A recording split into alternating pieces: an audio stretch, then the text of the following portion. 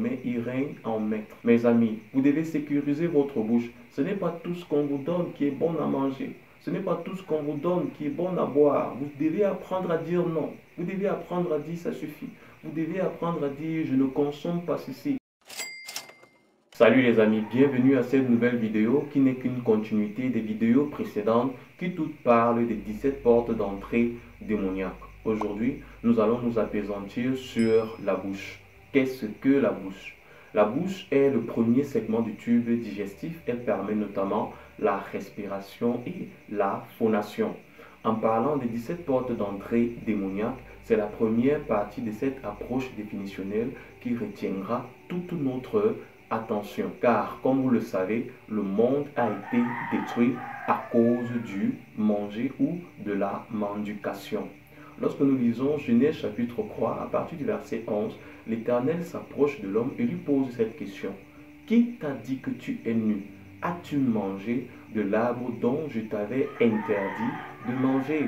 As-tu consommé de son fruit? Dans Lévitique chapitre 7, le verset 25 au verset 27, la Bible nous présente les sentences qui étaient réservées à quiconque s'aventurait à consommer des viandes interdites.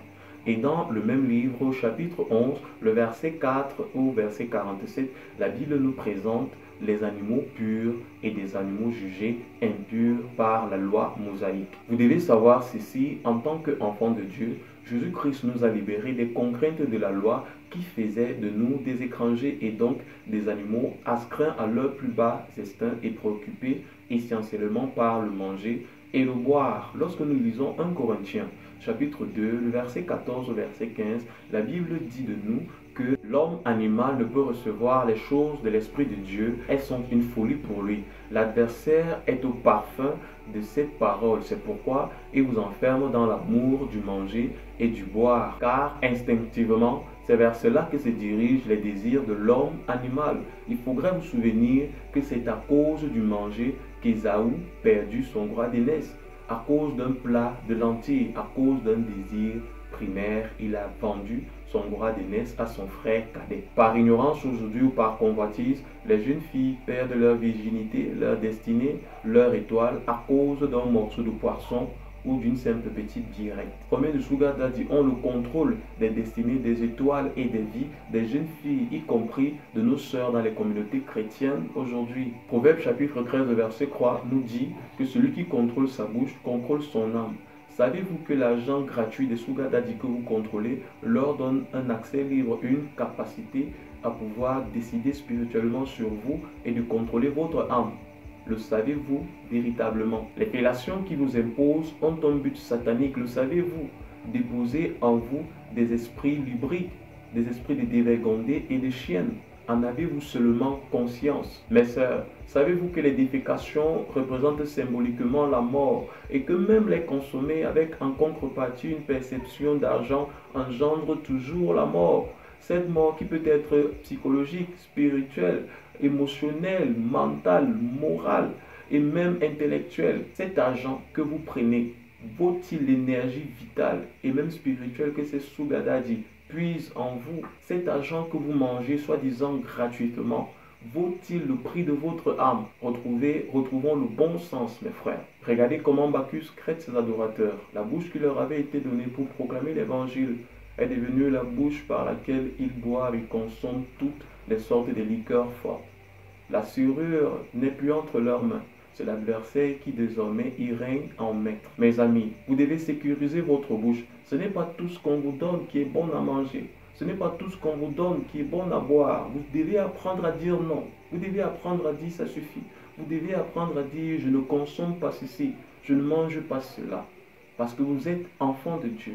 La bouche que le Seigneur vous a donnée est une porte qui a été créée pour proclamer la vie, pour engendrer la vie, et non pas pour s'auto-détruire par des consommations ou par toutes les formes d'abus. Les amis, dans Matthieu chapitre 4, le verset 4, Jésus se faisant tenter par le malin lui dit ceci. L'homme ne vivra pas seulement de pain, mais de toutes les paroles qui sortent de la bouche de son Dieu.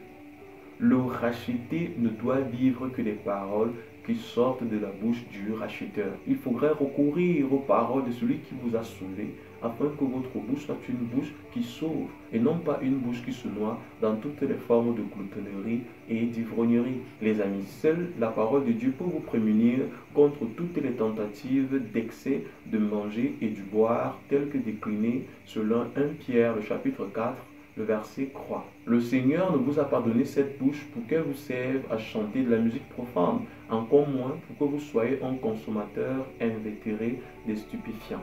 Mais c'était pour que vous soyez un proclamateur du royaume des cieux sur la terre. Et il est toujours possible que vous le fassiez encore aujourd'hui. La Bible nous dit que nous avons vaincu l'ennemi de nos âmes à cause du sang de l'agneau et des paroles de notre témoignage. Alors, qu'attendez-vous, mes chers frères? Témoignez et annoncez cette bonne nouvelle tout autour de vous. N'ayez donc pas honte pour tous ceux qui auraient encore des problèmes avec des excès de table, de l'ivrognerie, de la consommation des stupéfiants ou oppressés par un quelconque autre vice lié à l'usage de sa bouche. Je vous invite de faire cette petite prière avec moi. Seigneur Jésus, je viens te présenter ma bouche et toutes les activités illicites qui s'y déroulaient.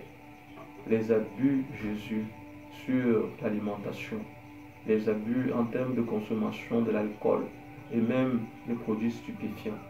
Je viens te soumettre tout cela et je te prie, Seigneur Jésus, que cela n'ait plus d'autorité dans ma bouche, que je ne consomme plus les nourritures issues des poches des sugar daddy. Éloigne-moi et déconnecte-moi des consommations, Jésus, non appropriées à ta parole et qui viennent créer en moi des troubles, que ce soit sanitaire, que ce soit psychologique et même une addiction. Jésus, je m'abandonne à toi. Que ce soit essentiellement des paroles de bénédiction et de grâce et de faveur qui sortent de ma bouche, afin que je sois effectivement un instrument entre tes mains. Que l'honneur et la gloire ne reviennent qu'à toi seul. Amen. Les amis, que le Seigneur prenne soin de vous. Shalom.